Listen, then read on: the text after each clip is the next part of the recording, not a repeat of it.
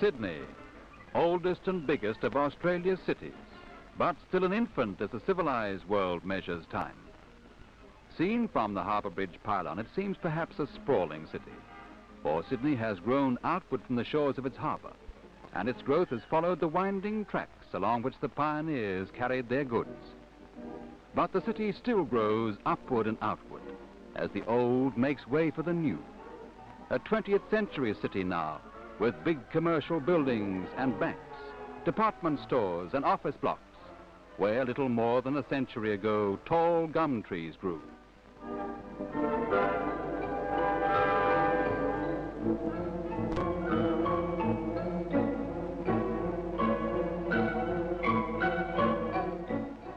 The restless Pacific rolls in on beaches to the north and south, and the people of Sydney have their own playgrounds of sand and surf and sunshine.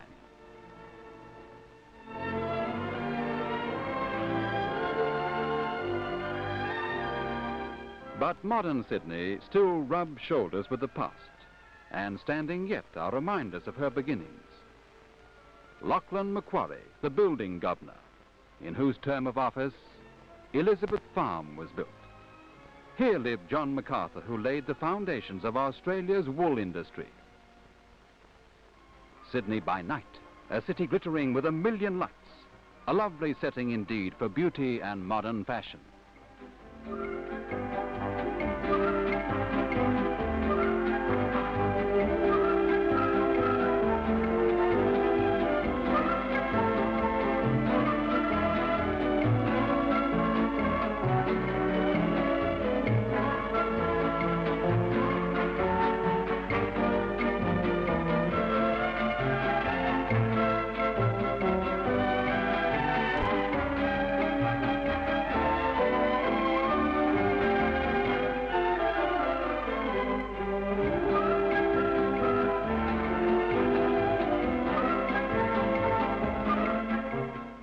It is appropriate that Sydney, which saw the beginnings of the great Australian wool industry, should also see the first showing of the section winners of the Australian Wool Bureau's Fashion Awards for 1956.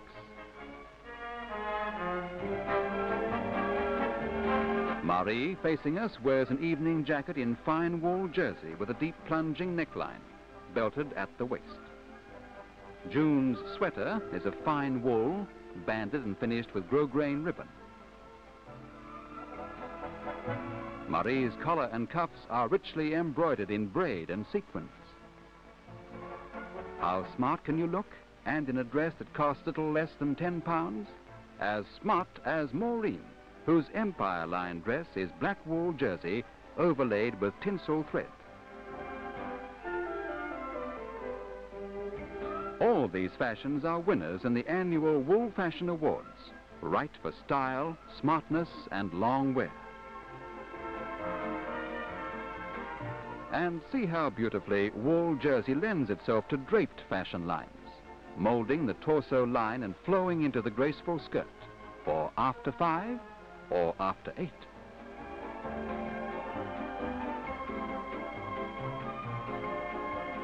And here comes high fashion, a superb gown that sparkles with strips of diamante. Fine white wool jersey, molded just below the waistline and falling into soft folds in the wide flaring skirt. Wool jersey fashioned to a style that no girl could resist. They will look smart on any dance floor, for wool is right any time.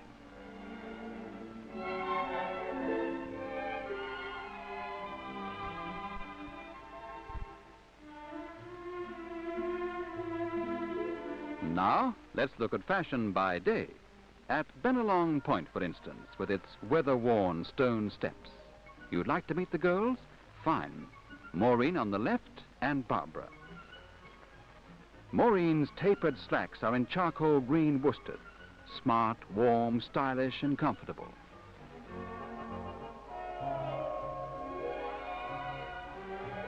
Barbara's ensemble won the Fashion Award in the sportswear section. A new long-line sweater of black wool with a hooded yoke of striped black, pumpkin and white. You want to see how it works? Turn around and show them, Barbara. There you are. cute as can be.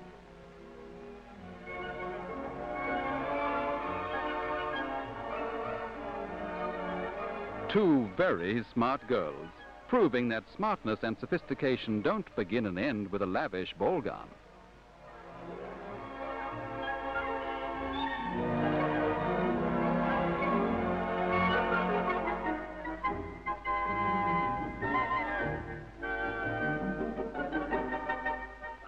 At the public library, we meet a couple of the loveliest bookworms you ever saw, Pat on the left and Paula.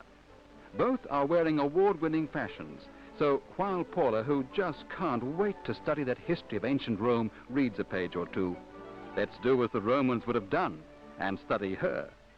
Her cardigan has that extra something, 3/4 dolman sleeves, and it's fastened by a double row of baby buttons.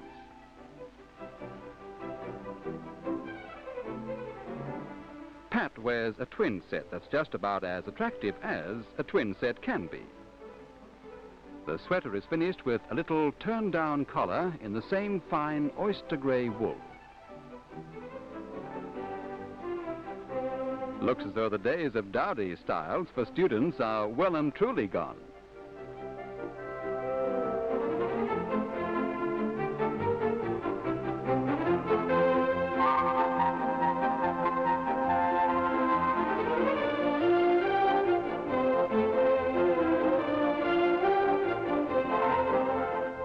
Now, come with me to the harbour front, and I'll introduce you to some award-winning styles that give the well-groomed look to modern matrons.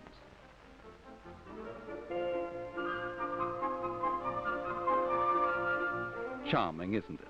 A matron's dress that is really smart, made in very fine wool crepe and trimmed tastefully with pleated silk and braid. The other ensemble is in beige flecked wool tweed. The jacket is simple, straight, free-hanging, with bracelet-length sleeves. Styled in Australia from Australian wool, and yet she can meet her friends from overseas confident that it is just right in fashion. And the dress, specially styled for the fuller figure, relies for its interest on its good cut and the tab fastenings at neck and hip. Every day in every way, wool is proving its value and adaptability.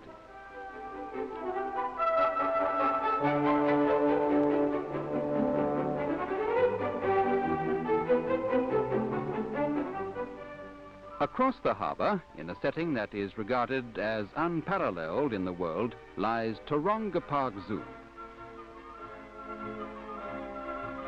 In these lovely surroundings, we find Paula on the right and Maureen. For their day outdoors, they've chosen knife-pleated skirts, and very effective too.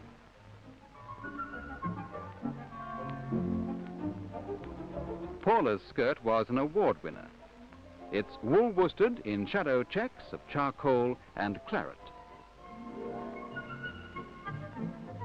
Maureen's midi suit is of heather mixture wool, and it won the award for coordinates. The midi has maggia sleeves, a roll collar, and tab pockets.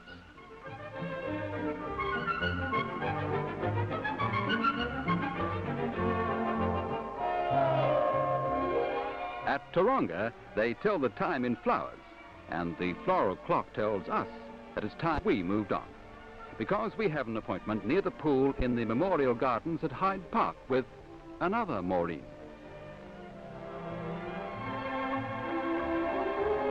In her dress, the accent is on youth and a young lass's budget.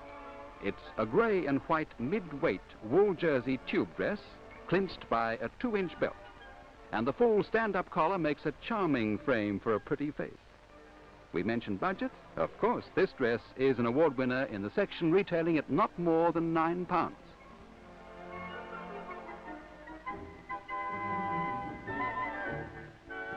Something a little more expensive? Certainly. How about Gwen's outfit? It retails at something over £10. A smart basic dress made from ribbed wool jersey in charcoal, the color that can be worn with so many different accessories. The Wool Fashion Awards are proving each year that that Australian fashion houses are styling from wool creations to rival those from overseas. These two lasses are as fashion conscious as their sisters in Paris. Here are two award winners which are equally at home in the park, in the city, at the races, or for that slightly formal afternoon tea party.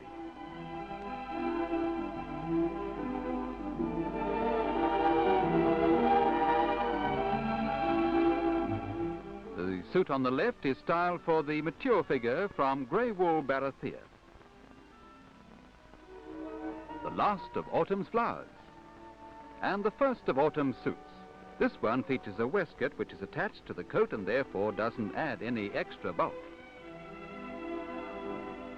The award-winning matron's coat buttons high in front on the inset yoke and has full, easy sleeves.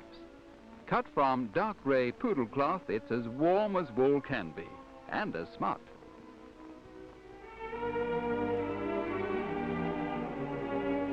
But wool is for men too, and even the hardiest male is glad to take out a cardigan when the days begin to shorten and there's a nip in the air. This one's easy-fitting, knitted in a firm, deep rib that will never lose its shape or its smartness. Well-fitting sleeves that give comfort at the shoulders, ideal for out of doors or for indoors when winter's really here.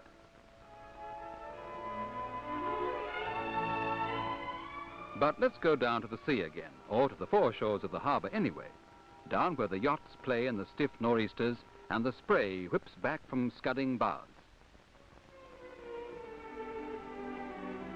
It's fun to go sailing, but at season's end the water's chilly and the wind can cut like a knife. But to Norm and Maureen, all seasons are the same. She just couldn't be cold in this boldly striped sweater, a garment of the future with a decided Parisienne air. That cute beret has it too. Black, cinnamon and white, sophistication for the outdoor girl. Yes, even the homely sweater's right up with fashion trends. There's new styling in men's pullovers too. The one Norm is wearing is sea blue, knitted wool with raglan sleeves and a round neckline. Time to go home? Oh, well, you know what sailors are. The sun's over the yardarm, so he's off to splice the main brace. But that doesn't stop us from admiring the sculpture and beauty of the Archibald Memorial Fountain. Or, for that matter, the graceful lines of a pretty girl like Gwen and an ensemble that's just as graceful.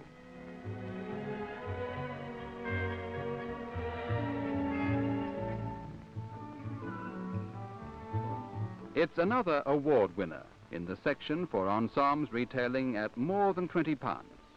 Fingertip length jacket in the new plum line and with inset pockets.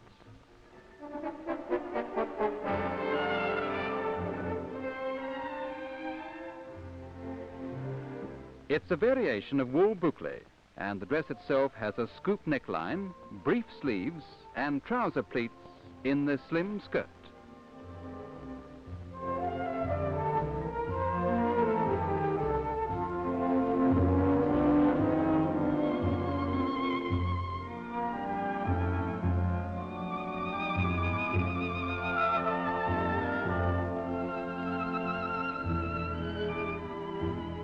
The parks of Sydney seem to silence the roar of passing traffic.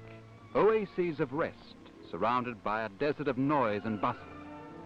And here, near the War Memorial, we have a lunch hour appointment. Again with Gwen and Paula, two smart girls wrapped against the chill of autumn. You know Gwen by now, don't you, on the left? Her suit is fashion right from any and every angle. Walnut tweed heightening the effect of the new sheath line in the fingertip-length jacket. And the pocket design's unusual too, cut in one with the side panels. And Paula, her suit won the award for those under £20. It's cut from mushroom boucle with a young double-breasted matchbox jacket buttoning high.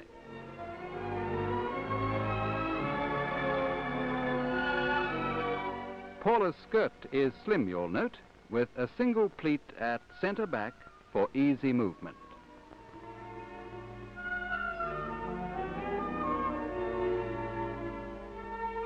But we almost forgot to show you. Beneath Gwen's jacket, there's a jersey midi blouse with Magyar sleeves.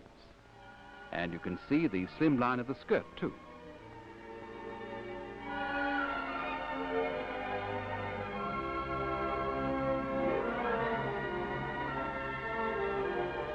The Pool of Remembrance reminds us of the stirring deeds of Australians in 2 world wars.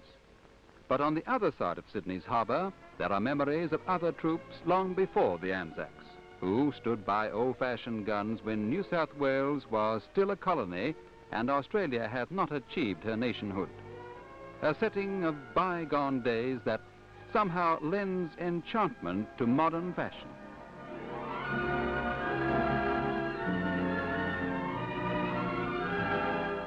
Barbara's skirt in wool barathea comes in the budget price range, but its slim line and the slanted tucks in the front give it a new interest. Inexpensive, but losing nothing in style and appearance.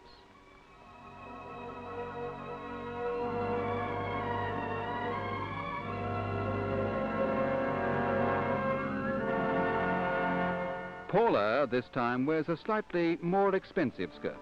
A jersey knit in mosaic walnut and charcoal wool. The narrow line carries through to knee length, where it's released by inverted pleats all round. And down on the rocks and beaches where the gulls play and the ardent angler casts his line, there's need for clothes that combine style and rugged utility and warmth with freedom of movement.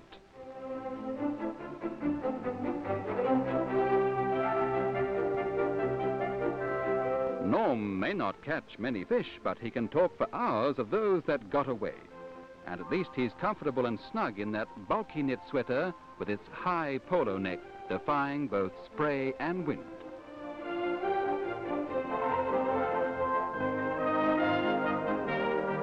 Now let's take the ferry back to town. It's mighty pleasant on the harbour, relaxing in the sunshine and watching the city skyline seem to move toward you.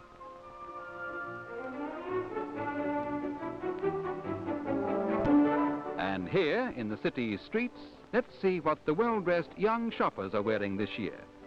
Well, Gwen's frock of wool crepe is very elegant. Actually, it's an elongated sheath tunic, horizontally tucked from the tunic midriff to the knees, and with a knife-pleated finish to the underskirt. Marie's dress retails for less than £15, yet it's extremely flattering. The wild rice wool jersey is permanently pleated from shoulder to hem.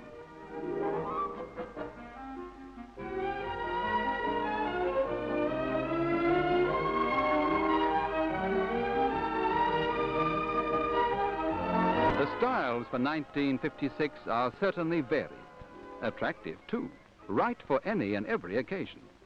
In dresses like these, for instance, no girl would worry about going straight from shopping to tea or cocktails. We're off to the other side of the harbour again, but this time we're going over instead of across it. And the bridge is a reminder of the long way the city has come since the days of John MacArthur, as indeed the Fashion Awards for 1956 are a symbol of just how far wool itself has advanced in little more than a century. Take these 2 styles, for instance. The creamy beige brushed wool on the left and the black and white checked tweed topcoat. Variety in cut and treatment from the same basic fibre, wool. An inexpensive coat between 12 and 20 pounds.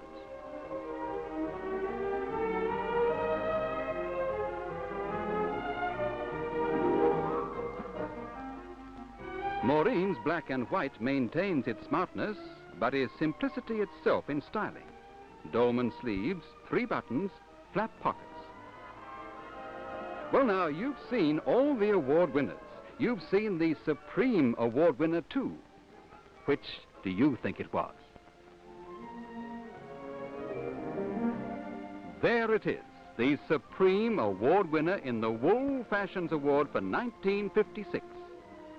A suit styled by Leroy of Melbourne and made in Australia by Australians from Australian wool. Winner of the Australian Wool Bureau's Supreme Wool Fashion Award for 1956.